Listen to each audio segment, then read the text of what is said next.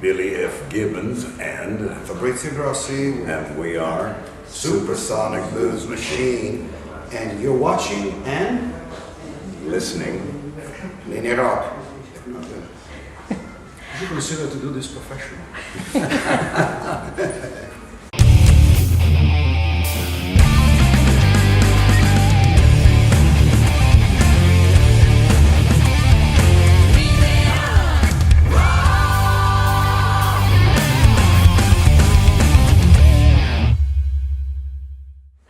Hi Billy, hi Fabrizio, welcome to Milano and welcome to LINEA ROCK. Good to have you here in our town. You're playing a gig tonight, finally. So we're here talking about Supersonic Blues Machine. Great new band, project, musical collective, how we can define that. I'll let you start. Well, yeah, it's a music community. It's a gathering of friends. Generally, Kenny and I always get hired as a rhythm section or producer or drummer, whatever it is, by, singers, guitar players, or, the stars to, be the backbone, whatever. Yeah. It's like, well, we don't turn it around, and kind of like we do it the other way around. And that was the idea Kenny and I were kind of cultivating for a while. Billy calls me one night and he was putting together something for ZZ Top, and he wanted to finish to write a song. And we ended up in doing this song together, and even though that song necessarily didn't turn out to be the commercial, it was just actually the scene for Supersonic. And actually, he was the one that told me to, hey, you got the song, write 9 more, start a band, and whenever I'm not busy with my daily job, I'll come and play too. So, hey, we could not refuse his offer. Of course. I first met Fabrizio as producer. I knew Kenny as pretty much a session drummer. Yeah. And then I discovered Fabrizio was a fantastic, he liked the bass guitar, and I said, I want to go there. We got this song together, and at the last minute, I said, Fabrizio, we're going to give you this song. He said, it's a good song. Are you sure not for ZZ Top? I said, well, they said, they don't want 11 songs, they only want 10 songs. And since this was the last one, I said, wait a minute, I'm gonna take this special piece. And Fabrizio said, so now what do I do? I said, write 9 more. You're a great bass player. I know you have a great drummer. All you need is a guitarist. You've got a trio with a great record. And that was Supersonic Blues Machine. What's supersonic in this, blues machine? Why this name for the band? You coming to the show tonight? Yes, I will. Well, then you'll see it. Okay. No, it's blues is actually collectively and culturally, it's the music. It's it's a lifestyle. It's an experience. It's a legacy, but it's the legacy and the music of the survivor, not of the losers in that sense.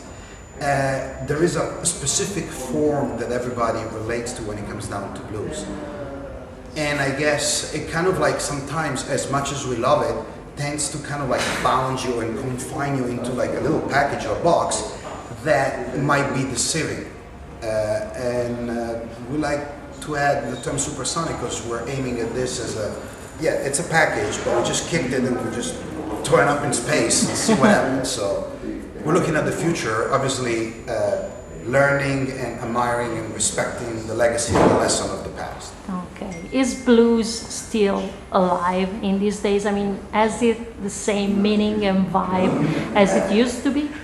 Well, this particular group is not confined to being traditional in the sense of blues. Our favorite period of blues, say 1949 to 1959. Okay. Yes, it was electric, but this word supersonic allows the blues to be a platform, and then from there we can go a lot of different places.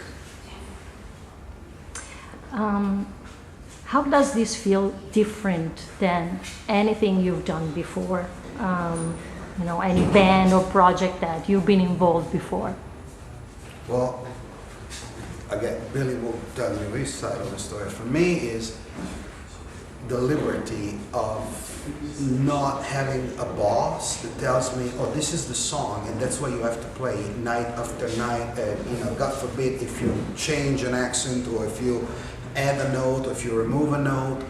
It's, I mean, it's the possibility of playing like the band that I grew up listening to and that I loved, you know, from Cream to Led Zeppelin to, you know, Hendrix, and, you know, where the live interaction among musicians, or even if you go to the jazz stuff, Miles Davis and so, where the musicians and the approach based upon the feel of the moment was what made those things really special.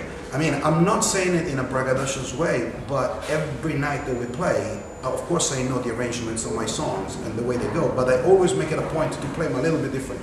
But not because I want to, that says, okay, I needed to play different. It comes out different, but for the first time, I don't feel bad about it because there's nobody with a whip there. And this is, you know, I'm gonna fine you like $50 there, you know. I really like his word, the liberty. It means liberation from being confined.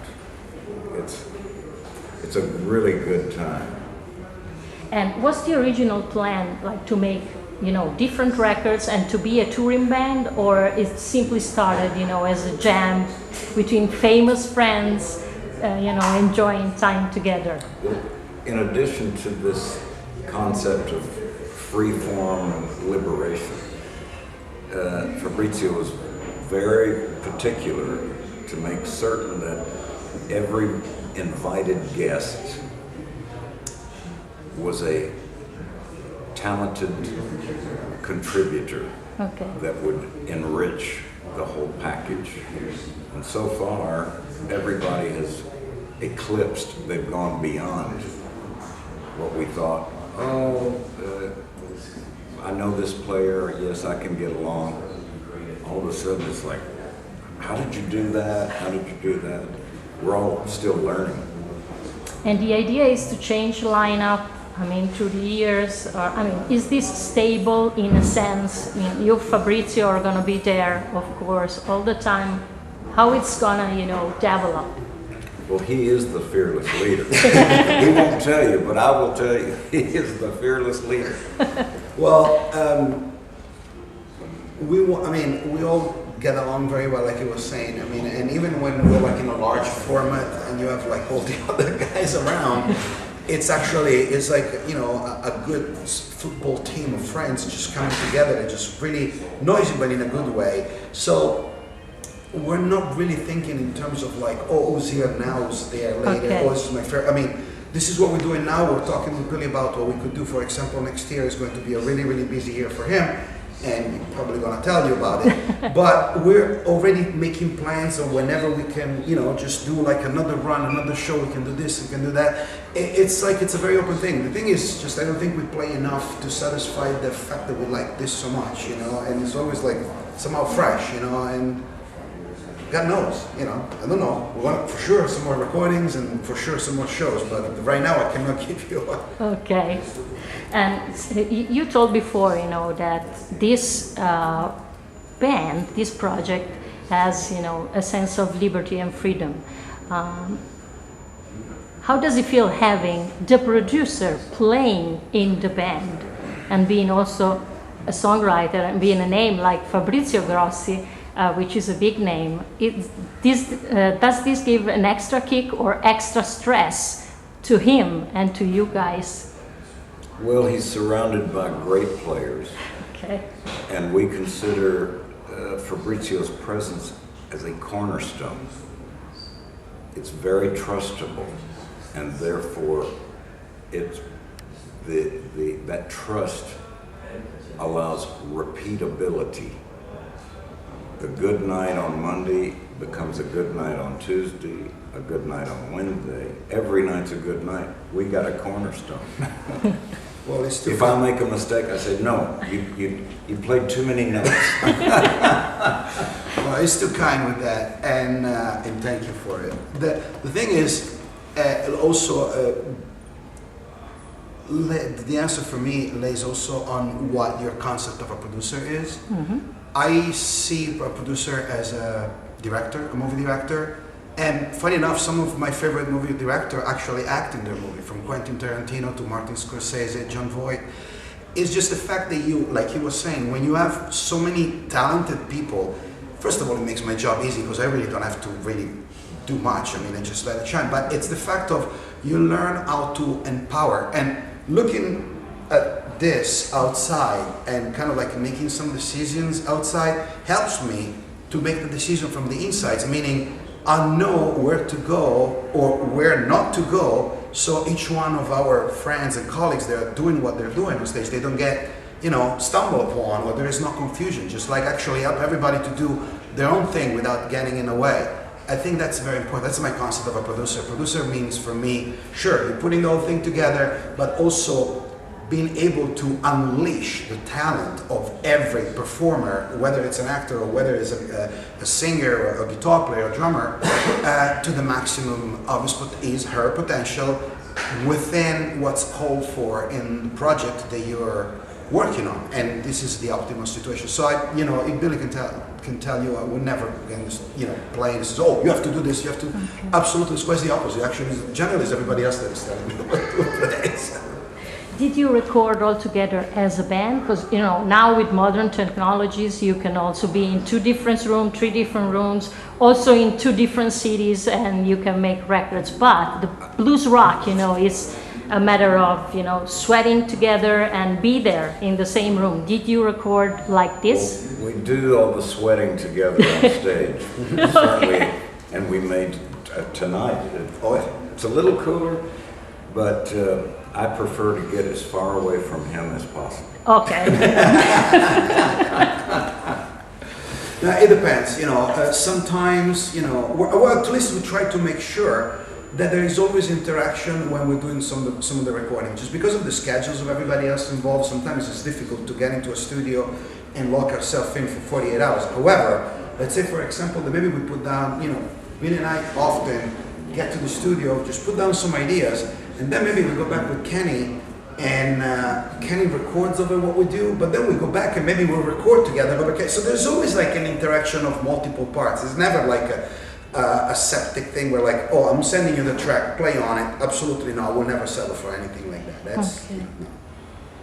The title of your album, Californisoul, gives a strong dimension, a connotation, let's say, to present your music. Geographically, sound-wise, and also in the spirit. Tell me more about it, and can we consider it like the good antithesis to Californication? No, absolutely not. Even though I'm very good friends with Chad and Flynn and all those guys, and I love that record, it's one of my favorites. But the term, Californication. No, actually, it's the concept of Californisoul is because even though, as you know, I'm from Milan, from the city, and I was raised here. And we're proud of it. I always had this, the California dreaming, mamas and the papas, and just that sound. There's always something, the surf guitar, the whole thing, the beaches, the San Francisco Summer of Love, the whole hippie stuff. It's always been a very recurrent image.